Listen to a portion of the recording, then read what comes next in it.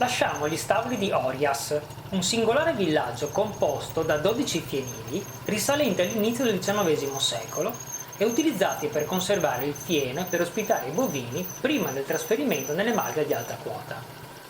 Io e Polpette di Ceci siamo nel cuore della Val Pesarina. Forse la valle meno conosciuta è la Carnia Friulana, dato la sua posizione defilata rispetto alla viabilità principale.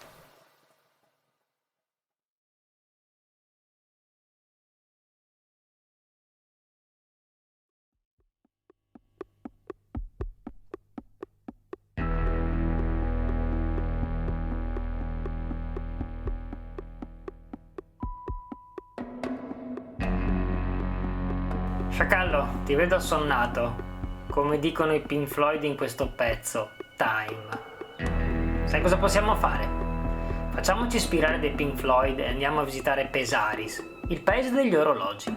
Si tratta di un piccolo borgo situato nella Val Pesarina, valle che collega la Carnia con il Cadore.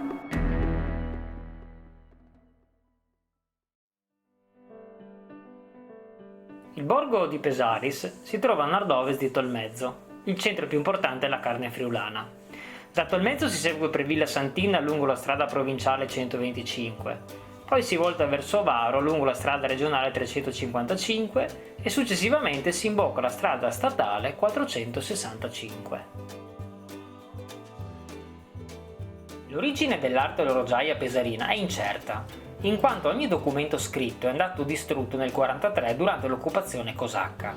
Tuttavia, una affascinante ipotesi fa riferimento al pirata Solari, di origini genovesi. Inseguito dai suoi nemici, Solari si rifugiò a Pesaris intorno al 1700, a quel tempo un piccolo paesino arduo da raggiungere, ma molto importante strategicamente ed economicamente. Il pirata Solari, da buon lupo di mare, aveva profonde conoscenze sia in campo meccanico che astronomico e fu proprio lui ad insegnare agli artigiani di Pesaris i segreti del mestiere e dell'arte di costruire orologi. Ma adesso la parola passa all'imperatore. Sigla.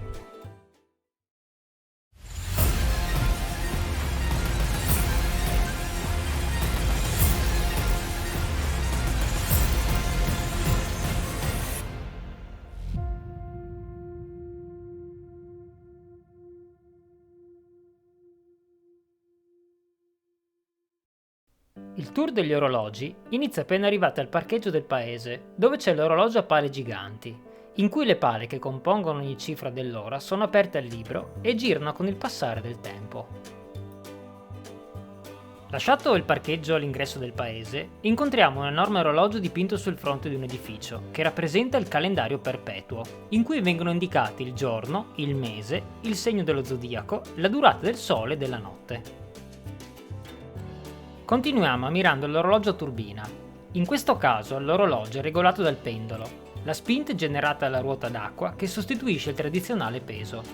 Quest'ultimo dovrebbe essere ricaricato periodicamente.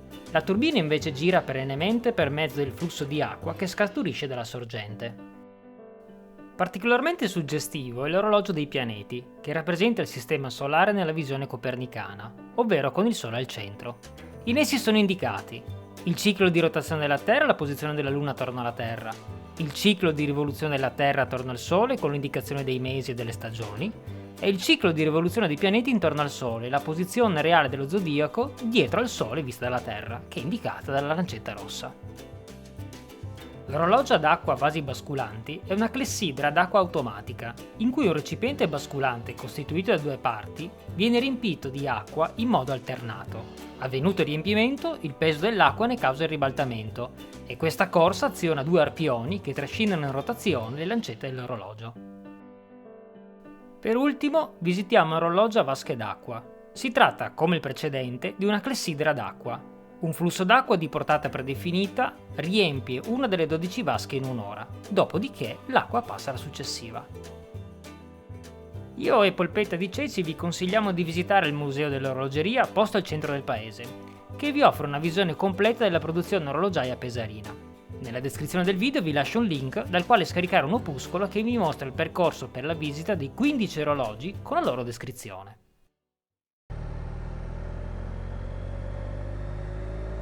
Dopo la visita del borgo di Pesaris, Polpetta di Ceci ed io, in sella rispettivamente a Salsa Tonnata e Grifone, ci dirigiamo verso Sella di Razzo, a 1750 metri sul livello del mare, un valico alpino delle Alpi Carniche situato al confine tra il Friuli Venezia Giulia ed il Veneto.